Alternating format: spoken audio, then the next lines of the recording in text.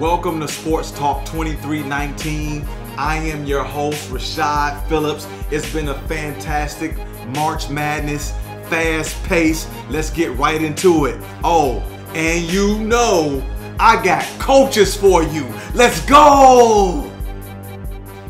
What a fantastic first weekend of March Madness. This is what college basketball is all about. I've seen passionate kids, coaches, quality wins. It was just an amazing time to watch these games unfold and unravel right before our eyes. Let's start with Marshall. They had a quality win over a really good Wichita State team. John Elmore is one of the best point guards in the country. He's returning with all four of his teammates next season, and that Marshall team will be back with a vengeance. UMBC over Virginia. UMBC over Virginia. Yes, I said it right. The first 5 minutes of that game, I knew that Virginia was going down. They had no answer for the dribble penetration, their inability to really defend like they normally do, and they couldn't stop the transition offense. It was UMBC's day, and hats off to them. But Tony Bennett has done a great job with that Virginia unit every year, but their weakness is that Virginia cannot play from behind, and it showed in the first weekend. Let's talk about Houston with Rob Gray lit up the first night with 39 points. I told you guys early on in the year in November that Rob Gray would light up college basketball, and he did. They eventually lost to Michigan with the buzzer beater by Poole, but Rob Gray finished second in tournament scoring behind Steph Curry. So hats off to Houston and Rob Gray. He was fantastic all weekend long. Buffalo and Arizona. I don't think anyone saw this one coming either, except Buffalo and Coach Oates. He's done a fantastic job over there with CJ Massenberg and company. They packed the line. They forced Arizona to take long contested shots. They made DeAndre Ayton. They took him out of his rhythm.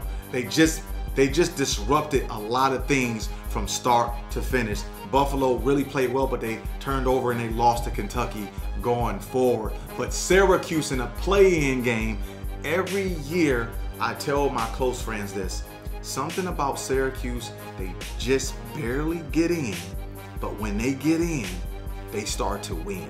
They beat a really good TCU team, and they dropped Michigan State, who a lot of people had as their national champions.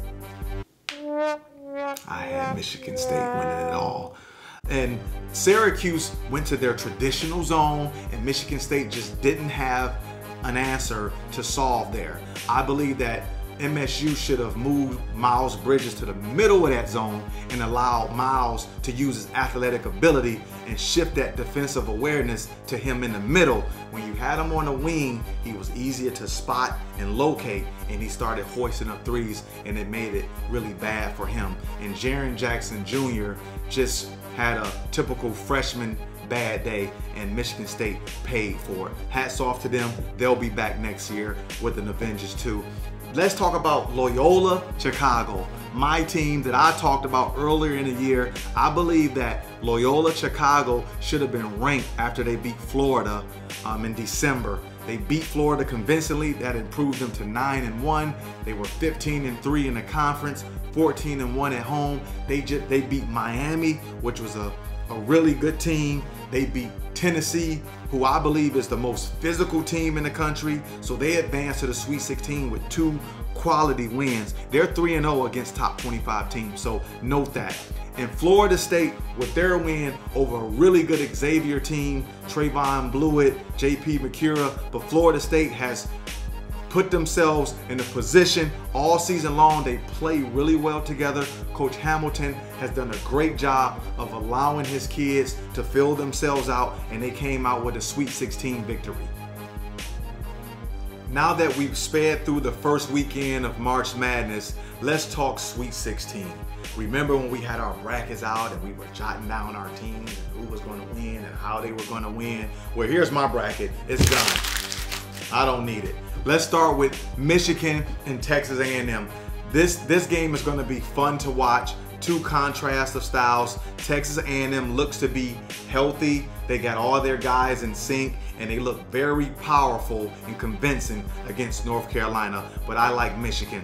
Kansas State versus Kentucky. Early on, when my bracket meant something, I picked Kentucky to beat Arizona and advance, and I'm going to stick with the Wildcats here. I believe Coach Calipari is doing a fantastic job with this unit. Florida State and Gonzaga. Neither team has a superstar on either end, so this is going to be a seesaw battle. I'm very interested to see the outcome of this game. I'm going to go with the Zags. Clemson versus Kansas. I believe Clemson, outside of Loyola Chicago, is playing the best team basketball right now. I mean, they thumped Auburn, and that was just a shocker to see, and they convincingly beat a really good New Mexico State team. What I've really fell in love with this Clemson unit, and I talked about them early on in the year, is their ability to defend, and they've done a great job of sharing the ball, and they're all in one sync and they're making shots. So against Kansas, Devontae Graham has figured out that point guard position, but this is going to be a great game to watch and see which contrast of styles is going to win out. West Virginia pressure defense against Villanova. Jalen Brunson. I don't even need to say more. Let's just fast forward to that game right now. Syracuse and Duke, ACC rival matchup, that 2-3 zone against Duke. Put Marvin Bagley in the middle of the zone, and Duke should have a field day. Let's talk about Texas Tech and Purdue. The big fella Haas is out with the broken elbow. That's going to be a huge loss for a really good Purdue team. Texas Tech has been consistent all season long. Keenan Evans doesn't get enough credit of the player that he is. He makes big shots. He's great on defense. He's fantastic in transition. So I'm excited to see that one. I believe Texas Tech squeaks that one out. The game that I really want to see is the game of the week for me, and that's Loyola Chicago against Nevada. Nevada has a fantastic starting five, an NBA coach. They go 6 deep. They got the Twins. The Twins play well together. But you look over at Loyola Chicago, they won some big games already. I believe Loyola Chicago is one of the better teams in this tournament. I'm going to go with Loyola Chicago here. That's going to be my wrap up for the Sweet 16, and I'll see you guys next week.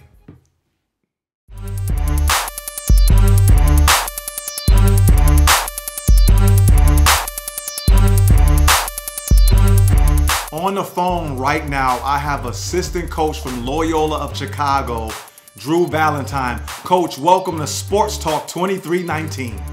Shad, man, it's an honor to be on here with you, man. You're doing great things, doing big things, man. And I watch this show regularly, man, and I appreciate all the love you're giving to all the teams across the country, man. And I appreciate you taking the time to show us some love. I want to put something to bed really quick before we get into this interview. The word Cinderella. Okay, before we get into this interview, 15-3 in the conference, 14-1 at home, 3-0 against top 25 teams. This team is not a Cinderella. Loyola of Chicago is the real deal. Are we clear? Just want to make sure we were clear at home. This is not a Cinderella story. Coach, I want to take the viewers back a little bit towards the beginning of the season. When I first watched your team play, it was November 10th against a good Wright State team. You guys won 84-80, got off to a 7-0 start.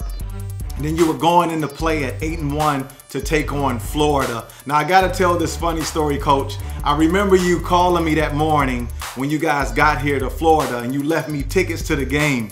And I wasn't able to make the game, but I watched it that night. And I was very impressed at what I saw after you guys beat Florida. Tell us and the viewers at home the mindset of the team. And as you as a coach, did you sense something special with your team? Yes, we ever since that I actually got the job here, I know me and you spoke about it in the summer, and you kind of asked me about the team and the culture and the character of the guys on the team that we have here at Loyola is just at the extremely highest level. And I've known since the summer that we were going to have something special, but I guess you're right. After that Florida win, I was definitely,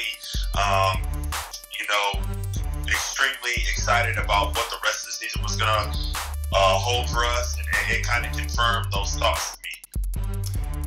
Yeah, and after you guys won that game against Florida, I remember going on Twitter telling people how special this team was, and I can see it just the way you guys played the game, the way you would carve teams up. I just believe that unit, you guys were a top 25 team right then and there, but nobody was really listening to me at that particular time. But I know they hear us now. After winning your conference regular season and your tournament, you received an 11 seed going into the round of 64. I believe you guys were a 6 to 8 seed. But what was the approach going into game one against a talented Miami team? Well, we knew that they were a really good team to finish tied for third in the ACC. You got to have a really talented and well-coached team. And Coach Larinaga is a Hall of Fame caliber coach there, and Lonnie Walker's probably a top 20, 25 pick in the upcoming NBA draft. So yeah. We knew that we were going to have to bring it. We knew that we were going to have to play a really good game. And our game plan was just to try to bottle their ball screen action up. They run a ton of dribble handoffs and ball screen act, and we wanted to kind of deny some of those actions and keep some of it isolated on the side. We kind of played pro style ball screen defense with icing it down in the ball screen, keeping it on the side. So we wanted to do that to try to bottle them up. And one thing that you got to do against every team that's bigger and more athletic than you is really rebound and take them out of transition. Yeah. So we were trying to get as many guys back when we took a shot. 3 or 4 guys sprint back to set up our transition defense, and then we knew that they were going to be really crashing the glass. So all 5 guys had to have all hands on deck to crash the glass and get the defensive rebounds. And it really showed. You came right out of the jump ball, punched them in the mouth, turned it into a fight, and it was a seesaw battle, and you guys came up with a big shot at the end to win that. Now, what people don't understand, when you're winning at that level in the tournament of 64, there's a quick turnaround. So right after that win, you guys draw Tennessee. Tell us your mindset going into a physical Tennessee team in the next setting. Well, we knew, like you said, Tennessee was one of the more physical teams in the country. A lot of coaches at this level, they're always calling other coaches within that conference, or other coaches that have played them during the year. And coaches just repeatedly just told us, like, look, this is going to be one of the most physical teams that you're going to play all year. They're going to be the best at dunking in, sealing, and trying to get deep post position. Yeah. And they're really going to crash the offensive glass. So our preparation for Miami kind of helped us, because like I said, we were really trying to take Miami out of transition and keep them off the glass and try to limit them to one shot. So we just carried that preparation over. And the one thing that was different between the two was Tennessee's primarily a motion team. Doesn't really use as many ball screens, but they rely heavily on Grant Williams, who the SEC Player of the Year, and Admiral Schofield, knocking down 3 threes and posting up as well. So we really were just trying to take the post away, trying to fully front that and help from the backside. So we just tried to use, some other people that have played it multiple times in the season within the SEC or other conferences to try to help us set up our game plan. And we had watched film as a staff and got our game plan together, and luckily we came out on top. It was another great win for the university, and right now you're in the Sweet 16, and rightfully so. This unit that you have has earned every right to be there, and I've told people before, and I'll touch on this later, but in the next 1 year to 5 years, because I believe you guys have a chance to win a national championship this year, I just believe that there will be a mid-major national championship. The landscape of college basketball is starting to level up. Now in this Sweet 16, you draw Nevada, which is a very good offensive team. They have an NBA coach. They play 6 guys. Tell us your mind frame and your preparation going to facing a really good Nevada team. Well, we know it's going to be tough. The thing about them is, they're not deep with only 6 guys, but all 6 guys that play are legitimate threats to score 20 on every single night. Yeah. So we're really going to have to do a good job of guarding the dribble. Like you said, Coach Musselman does a great job with their team. He's an NBA coach who runs a lot of pro-style sets that try to attack whatever mismatch they deem on the court. And so our guys are really going to have to buckle down defensively and really guard the ball, really help each other out, help her be in proper off-the-ball positioning. And then they're really good in transition. So our passing game should prepare us for the transition attack that they have. Looking for Kendall Stevens and Caleb Barton knocking down the threes in transition and pushing the tempo. So that's really our mindset going into this game, because offensively we feel like no matter what it is, because of the culture of our team and the system that we have with the ball movement and being one of the most efficient defensive teams in the country, we feel like we can score. But defensively is where we're going to really have to buckle down. It should be an exciting game to watch, Coach. We'll all be tuning in. And from me to you, I want to wish your team the best of luck on your quest for a national championship. You're one of 16 teams. You guys have had a remarkable season thus far, and I think there's more in store for this team that you have. So, Coach, I want to thank you again for joining me at Sports Talk 2319. Sean, thanks, man. It's been fun with you on here, man, and I'm just looking forward to the rest of your shows and see what you guys in store for us, man. I really appreciate it. Hey, tell your brother I said hello over there with the Chicago Bulls. He's playing well. I saw him. He had 30 points the other night. I'm watching them. Of course you are, man. You keep your eyes tuned and locked in on everybody, man. Yeah, thank you so much. That wraps up this episode. We'll see you again soon at Sports Talk 2319. Love my expertise info on college basketball players? Want to perfect your own play? Order my training DVD collection now at www.rpskillsunlimited.com.